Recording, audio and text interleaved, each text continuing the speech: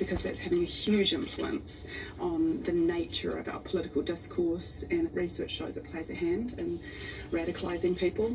Some of those border calls do enter into more complex areas, and I'm not saying for a moment that that isn't legitimate debate, but there is a lot of debate in those areas. Ardern says this is just the beginning.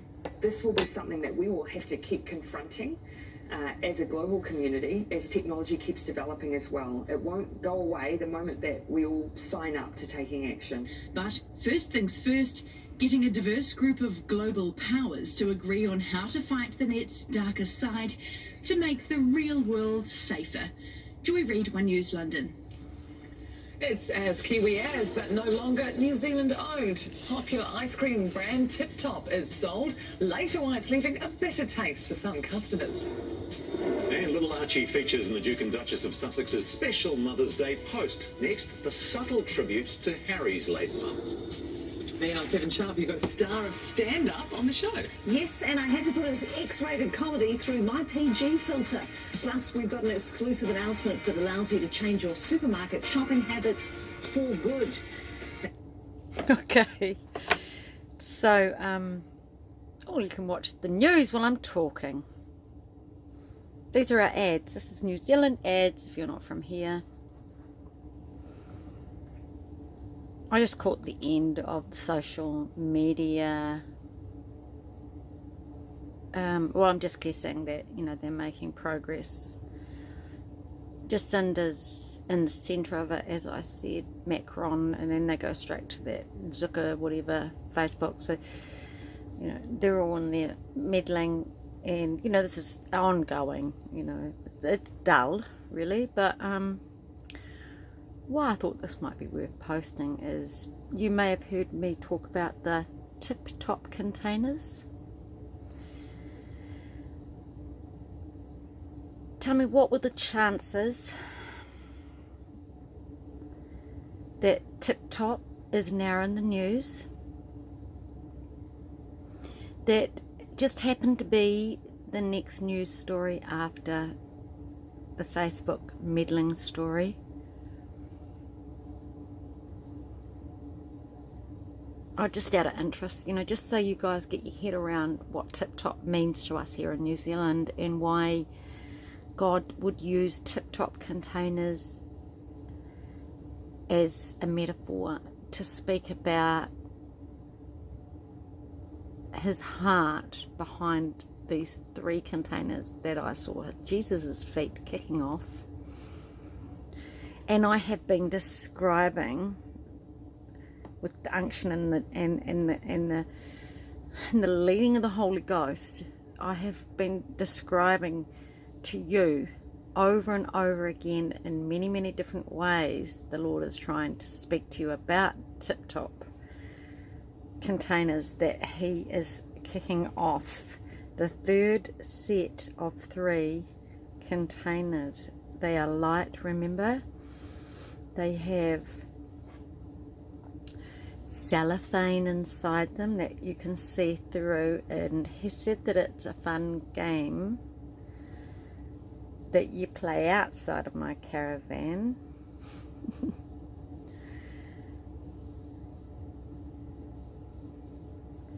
Look how long our ads are, because I just want to play it, you know. Oh, interesting thing is one of the ads, that one of the most famous Tip Top ads was Rod Stewart's first wife, Rachel Hunter. She's a New Zealander, right? And it was a big deal for us. And I believe Rachel Hunter won Miss World as well back when I was younger. And then, you know, with Rod having quite discerning tastes, he managed to nab her. And you know, she's a lovely girl. But she was in the Tip Top ad, the trumpet ad. Trumpets were a Tip Top ice cream brand that we had here. Well, we still have. But when we go back to this news story, we'll see exactly what's going to happen now. It'd be interesting to know who is buying Tip Top, because we've just lost Cadbury's too. And God used Cadbury's. Okay, let's watch this. Welcome back. The United Nations Secretary General has urged a rethink on taxation to tackle climate change. At a breakfast meeting in Auckland with youth leaders, Antonio Guterres called on governments to shift taxes away from salaries to carbon. He says we must tax polluters, not people, and stop subsidising fossil fuels in pursuing a green economy. The green economy is the economy of the future, and the grey economy has no future. It's very important that you convince governments that they must act, because there's still a lot of resistance. Later, Mr Guterres received a rousing welcome at Auckland University of Technology's Southern Campus, where he urged students to champion climate change solutions. Tomorrow, he'll visit Christchurch and lay floral tributes at the two mosques targeted in the terrorist attacks. Jack Tame has more in an exclusive interview with the UN Secretary-General on Q&A tonight at 9:30. And his mission comes as unprecedented legal action is taken across the Tasman on climate change. A group of Torres Strait Islanders have filed a lawsuit against the Australian government, saying it's failed to act. And as Kushla Norman reports, an iwi forum here is watching closely. Lying between northern Queensland and Papua New Guinea, the Torres Strait Islands are some of the most low-lying in the world, and they're bearing the brunt of climate change. This erosion is happening so fast, scary. Water comes over the seawall, and I have never experienced such big tides in the past. 8 islanders are taking the case against Australia under international human rights law. They say the government hasn't helped them adapt to climate change. The scientific evidence of the severe risk of sea level rise and other impacts to their land, traditional land and waters, it's clearly a human rights crisis. The islanders have deep spiritual ties to the land. Attending the graves is an important part of their culture. Graves in the Torres Strait are already being affected by rising seas and inundation. And if they were forced to leave those islands, that would be a serious breach of their cultural protocol. But they're adamant they won't leave. It's my homework. God placed me on this island. I don't want to see this place, just the ocean just swallow it.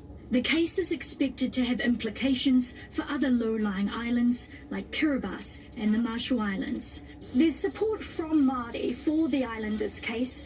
A spokesman for the Iwi Climate Change Forum says governments leave themselves open to court action when there aren't legally binding mechanisms to combat climate change. The UN committee's decision won't be binding, but lawyers are hoping it will shame nations into action. Kushla Norman, One News. Australians go to the polls on Saturday in an election that could have a major impact on Kiwi expats living there. Of the two contenders for Prime Minister, only one says he'll review the rights of New Zealanders. And that's because many who can't access government welfare are being forced to turn to volunteer groups for help. Australia correspondent Ryan Boswell explains. Melbourne's south coast is home to New Zealander Reg Miller, who's been living in his vehicle since January. Got to have water. You never know when you're going to find drinking water. Reg moved to Australia in 2002 and is in and out of work, but the father of 4 says he's always paid his tax in Australia and should be given a helping hand by the government here during tough times. Had I been entitled to parenting payments, I wouldn't have lost my roof at the house, therefore I wouldn't have lost my daughter, and things would have probably been a hell of a lot different. Instead, volunteers like Maria Kumara left to step in. When they've hit rock bottom, they come through our doors. So I'm talking about families who are actually at a crisis point where we kind of pick them up and try and help them through some of those barriers.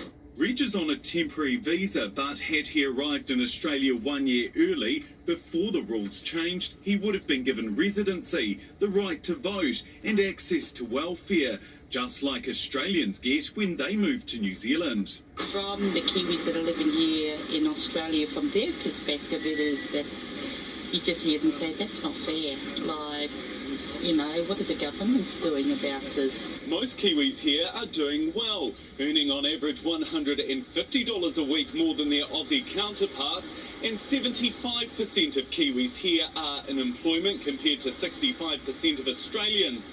But 1/3 of the 600,000 New Zealanders who now call Australia home are caught up by this law change. What do we do?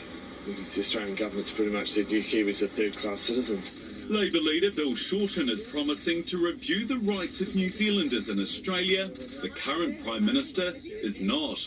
Ryan Boswell, One News, Sydney. The Duchess of Sussex has celebrated her first Mother's Day with a special Instagram post nearly a week after welcoming little Archie. The new mum and husband Prince Harry sharing an image of their son's feet, paying tribute to all mothers, past and present. In a nod to Harry's late mum, Princess Diana, the flowers in the background were her favourite forget-me-nots.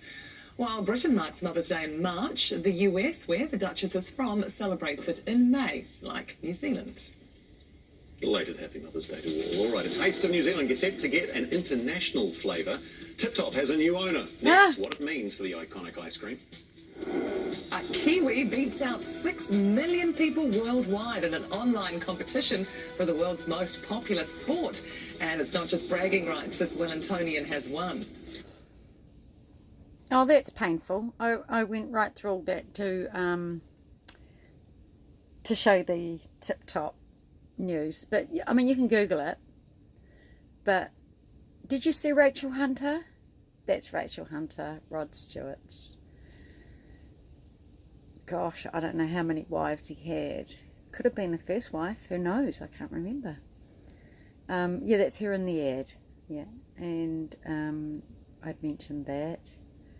And it's funny, she has a link to Rod Stewart, and the Lord likes Rod Stewart singing that song,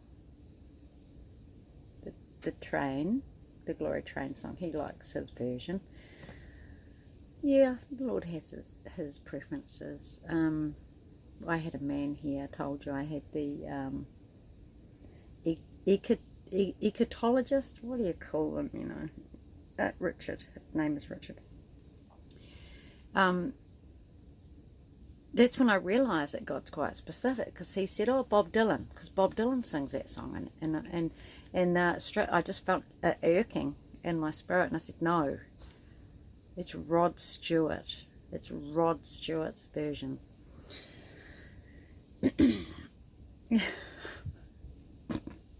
Don't ask me. Don't ask me. I just follow the master.